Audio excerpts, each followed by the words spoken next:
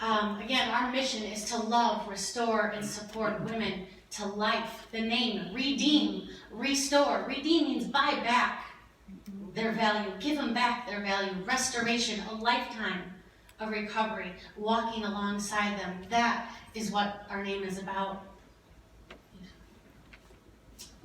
You can kind of see this, but I was talking, but oh yeah, sorry, this is just not good. But this picture, does this make sense that they need a specific type of care? It is not at a domestic abuse shelter. It is not at a drug rehab shelter. It is not in somebody's home, because they need so much from so many. Not any of us can love them enough to back to life.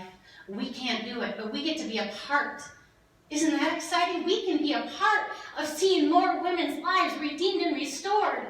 That is exciting. That is amazing. Me? Why me? You? Why you? Because you are a human just like them, and we can all be a part of it. So soon as I started this organization, we connected with a group of people who are already doing this work. So it has an official name now. Again, it's changed a few times. But because of the National Trafficking Shelter Alliance, because of other people who have gone before us and have been doing this work, I have a resident manual, I have a staff manual, I have advocate training. I am prepared for us to open this home. Only details, we need the home and need some money. Just a few things. But the foundation is laid. We are ready to move forward. We need you to join us in whatever way you can. Did you know that 58% of those trapped in this no life are women? Guess what? Our home is going to serve women. So join on. Get in with us. Partner with us. Did you know that it's all of our deepest desires to be seen, to be known, to be valued, to be loved? We all want the same thing. It's the same for them that are stuck and trapped in this no life. How they're surviving, I don't know, but that's what they want, just like me and you. That's also how when you're vulnerable, when you're not getting these things, you are vulnerable and ripe for the picking. So guess what? How do they be seen? How do they get known? How do they get loved? By you and me, showing up, being consistent, and doing what we're able to do. That's how they'll find that. So we have hope. Did you not hear the hope today? Yes, there is darkness beyond belief, but we don't need to sit there. We don't need to wallow in that. We have lots of hope.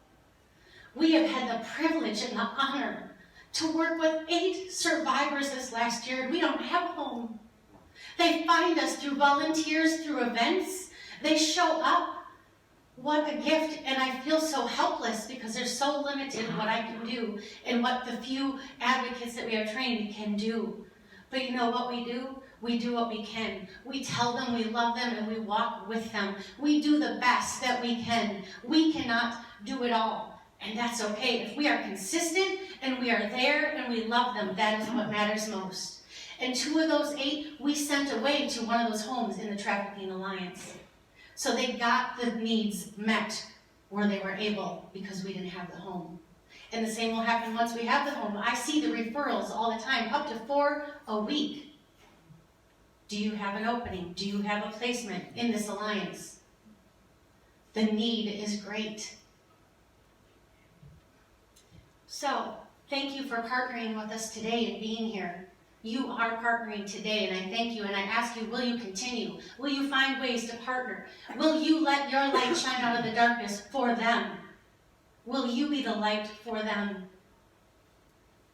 As she said, these are some top needs that we need. Business leaders. We need those that are ready and prepared to network and be board members. We need monthly financial supporters. $5, $3, $50, it doesn't matter. It all matters. Every dollar, every minute is just as valuable. I don't care if you got a $500 a month or $5 a month. You are just as important. You are just as valuable and part of this team.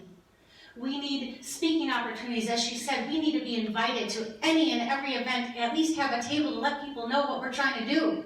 Because I can't do it by myself. I can't do it with the handful of volunteers that we have. We need more. We need you. They need you. So what we need, what does the home look like? We want at least 5 acres or more, 5 bedrooms with multiple bathrooms. We need the space, a great room, because not isolation. There are privacy in bedrooms somewhat, but isolation is death. We need great space, room.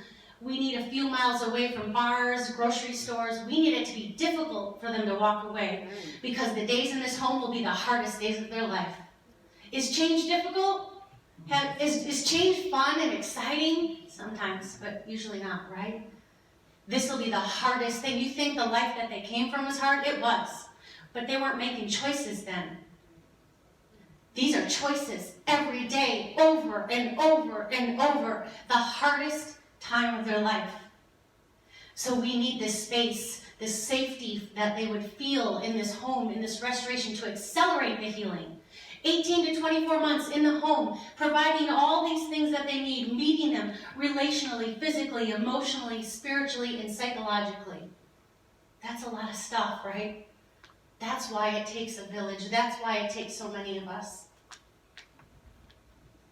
The cost of restoration. Oh, I forgot to say on the last slide. So that home and that price tag is obviously around, if you didn't know, $500,000. So that's why that chalkboard out there is our goal, is $500,000. We have $100,000. We need that home paid off before we can start fundraising for the restoration services for each woman, because we need to be sustainable.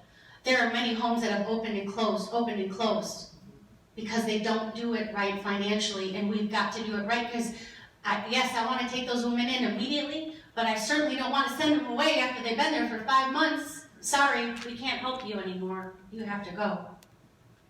That would kill me. So we're going to do it right. We're going to raise that money and pay off the house and then bring in the women. Because to serve the women, it will cost a minimum of $40,000 a year per woman. Do you know how much we pay taxes for each person in prison? $30,000 to $40,000 we are paying right now for each person in prison. So hey, well, now expect $40,000, for restoration and freedom. Well, that's not so bad, right? All right. Next. Oh, back one. Yeah, there we go. You may be really surprised that individual donors are the #1 support for all these restoration homes. It isn't these fundraisers, it isn't these big grants, these big businesses. It is individuals like you giving the $5 a month, giving the $25 a month, the $100 a month. That is the bread and butter of keeping the doors open in these restoration homes.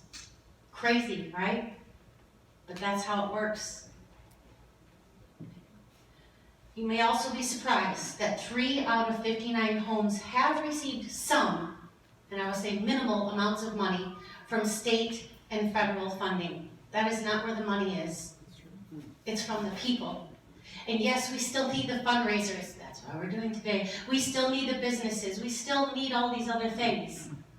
They're all pieces. We will go after any money we can get to keep these doors open. And do you know what? Even with those costs I gave you, we are trying and looking to run off of 80% volunteers. Because again, then we can be sustainable. If we keep our costs to what's required, trauma counseling, medical bills, other things that must be paid, we can stay open with volunteers. This house, if you can kind of see it, I don't know if this is the house. Sorry.